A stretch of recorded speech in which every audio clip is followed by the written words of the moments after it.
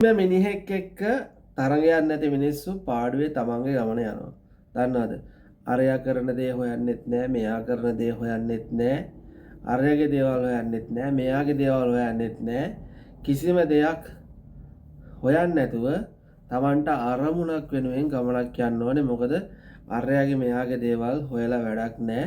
අන්තිමට නිකාම්බරුවට තමන්ගේ කාලය අනුන් වෙනුවෙන් වැය කරලා තමන්ට ලැබෙන දෙයක් නෑ. ඒ හින්දා පුළුවන් තරම් තමන්ගේ කාලය තමන් වෙනුවෙන් වැය කරන්න. මොකද අනුන් වෙනුවෙන් වැය කරපු කාලයට පස්සේ කල්පනා කරනකොට අපි අරගොල්ලොන්ට අර එහෙම කරා මෙහෙම කරා කියලා හිතට කලකිරීමක් විතරයි එන්නේ. 2026 ජුනි මාසේ 16 වෙනිදා අද ඉතින් අද දවසේ කරන කියන වැඩ කටයුතු සර්වප්‍රකාරයෙන්ම සාර්ථක වෙන්න කියලා ප්‍රාර්ථනා කරනවා. මුලින්ම ඉතින් වීඩියෝ එක බලන ගමන් ලයික් එකක් දාගෙන යන්න අමතක කරන්න එපා. කොහොමද? හොඳින් ඉන්නවද? ඉතින් ඊයේ වීඩියෝ එකේ මම ඔයගොල්ලන්ට කරුණක් පැහැදිලි කරනවා. දැන් අර දේවල් සමනයටපත් වුණා කියලා බාණ්ඩ ටික ඉක්මනට යවන්න උත්සාහ කරන කට්ටියට කියන්නේ. ඉතින් සිකුරාදා තමයි වැඩේ වෙනවා කියන්නේ. නමුත් සති දෙකක්වත් යනවලු තව මේ දේවල් හරියට ක්‍රියාත්මක වෙන්න. ඉතින් මම මේ කාටවත් එපා කරනවත් නැත්තම් කිසිම දෙයක් කඩා කප්පල් කරනවත් නෙවෙයි. මොකද මේ වෙනකොට නැව් සමාගම් විසින් කරපු ලද ප්‍රකාශයක් එක තමයි මම මේ අදහස ඔයගොල්ලන්ට කියන්නේ. ඉතින් කියලා තියෙන්නේ උපරිම සති දෙකක් යයි. ඔය කිව්වට ඒවා කරන්න බෑ. එහෙම ඕවයි සම්පූර්ණ රටවල් එක්ක කතා බහ කරලා හරි සහතිකයක් දෙන්න ඕනේ. නැවක් උනත් ගමනාගමනය කරන්න කියලා තමයි කියන්නේ. ඒ නිසා ඉතින් තව සති දෙකක් විතර යයි කියලා කියනවා. ඔය කියන වැඩ ටික වෙන්න ඊට පස්සේ ඉතින් සාමාන්‍ය පරිදි නැව ගමනාගමනය වෙයි කියලා තමයි කියන්නේ. ඉතින් දැන් ඔය සිද්ධියෙන් පස්සෙත් ඔය කියන තරම් නැව ප්‍රමාණයක් ගිහිල්ලා නැහැ කියන පොත සටහන් වෙනවා. ඉතින් දැනටමත් මූදේ විශාල නැව ප්‍රමාණයක් නැංගුරම්ලා තියෙනවා කියලා තමයි සටහන් වෙන්නේ. ඉතින් ඒ පිළිබඳව මේ අද දවසේදී විශේෂ පුවතක් උපුටා දක්වලා තියෙනවා. ඉතින් ඒත් එක්කම තවත් විශේෂ පුවතක් තියෙනවා. කුවේට් ජාත්‍යන්තර ගුවන්තොටුපළේ T4 පර්යන්තයේ විදේශ ගමන් සඳහා නැවත විවෘත වෙනවා. ඉතින් බදාදා අලුයම 4 ඉඳලා රාත්‍රී 10 වෙනකම් ක්‍රියාත්මක වෙනවා කියලා තමයි සටහන් කරලා තියෙන්නේ. ඉතින් මේදී විශේෂ කාරණාවක් හැටියට සටහන් කරලා තියෙනවා. අනිවාර්යෙන් පැය 3කට කලින් වත් එන්න එයාපෝට් එකට කියන එක. ඉතින් කවුන්ටර් 50ක් විවෘත කරලා තියෙනවා කියන සටහන තියෙනවා. ඉතින් ඒ වගේම තමයි එක් ගුවන් අවස්ථාවක් පමණයි හිමි වෙන්නේ දැනට පවතින ක්‍රියාමාර්ග අනුව. ඒ කියන්නේ එක රටකට එක් ගුවන් ගමන් වාරයක් තමයි විදේශීය ගුවන් ගමන් සඳහා හිමි වෙන්නේ. ඉතින් ඒ හින්දා ඉතින් ශ්‍රී ලංකන් එයාලයින් එනවනේ ඉතින් කොහොමත් එකයි තමයි.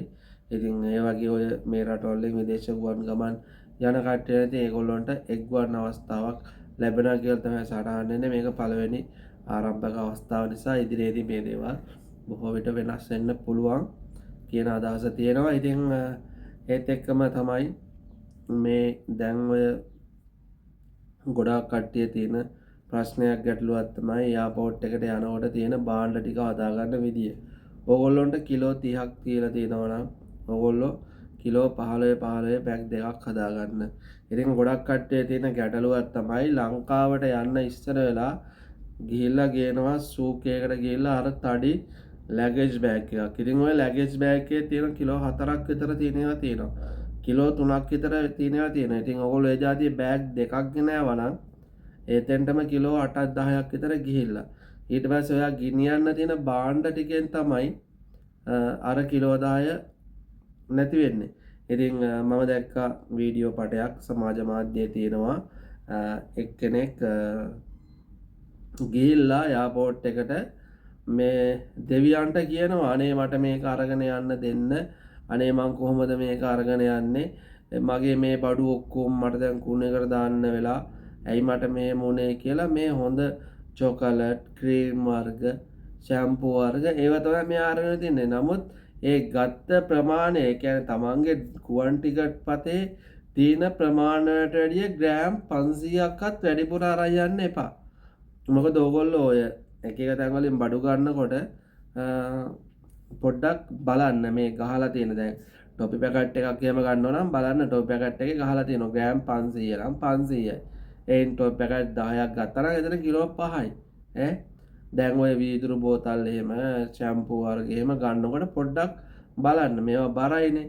ඒ හින්දා ඉතින් ඒ දේවල් පිළිබඳව පොඩ්ඩක් හරියටම බලලා අරන් යන්න. මොකද ඕගොල්ලෝ මෙහි ඩිනාර් එකක් දීලා භාණ්ඩයක් ගන්නවා කියන්නේ ලංකාවෙන් රුපියල් 1045ක් 50ක් වෙනවා කියන එක හොඳට මතක තියාගන්න.